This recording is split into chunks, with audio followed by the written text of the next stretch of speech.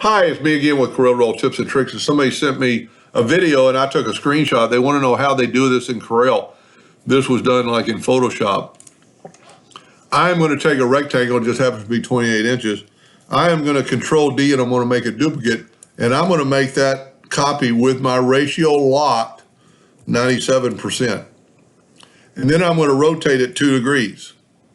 And then I'm going to Control D. That's how easy it is. And you need to play around with your degrees. And let's see if we're outside the box. We're outside the box just a hair.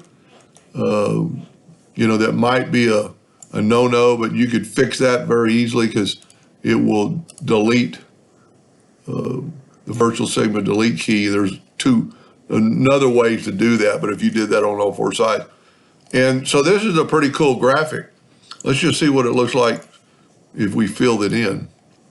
Let's do every other one. Well, see, it started leaking there, and it's still cool though, because it's not really leaking, they just aren't matching.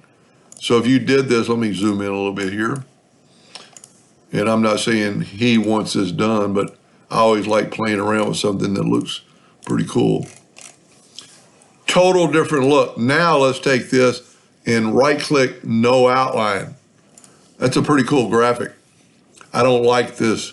These pieces up here aren't meeting the other pieces, so it's not as cool as one might think. So it might look better just with the lines, because then the lines make it look like it's.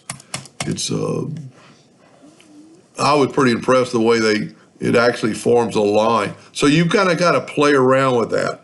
Play around with your size of your box. Play around with your size of your duplication, and then play around with your rotation.